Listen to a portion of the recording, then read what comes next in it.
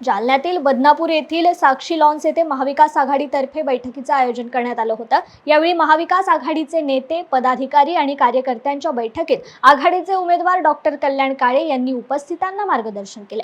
यावेळी महाविकास आघाडीने माझ्यासारख्या सामान्याला उमेदवारी दिली असे सांगताना काळे यांनी दानवेंचा अहंकार या निवडणुकीत आपण उतरवणार असल्याचे सांगितले। मला असं वाटतं की तुमचा आवाज महाविकास आघाडीच्या पक्षाच्या नेत्याने ऐकला आणि माझ्यासारख्या छोट्याशा कार्यकर्त्याला लोकसभा जालन्याची उमेदवारी दिली। कारण भास्करराव मला इतके फोन येत होते जालन्यातून, आपण त्याला चकवलं आणि त्यांना असं वाटलं होतं की उमेदवारी आपल्याला मिळणारच नाही। उमेदवारी आणण्यामध्ये आपल्याला यश आलं, त्यांना अपयश आलं, कारण त्यांना एक वाटत होतं आणि काय म्हणायचे, माझ्या समोर जर राहुल गांधी उभा राहिला तरी मी निवडून येणार आहे आणि आता झोपडपट्ट्या फिरणं चालू झालं।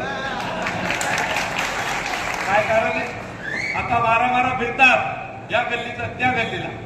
मी गेलो की त्या तालुक्यात पाठीमागून राहतात।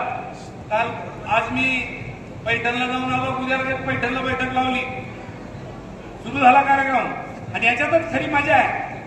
यालाच खरी लोकशाही म्हणतात, नाही तर दवाखान्यात ऍडमिट निवडून येता काय। आता पाहतोय मी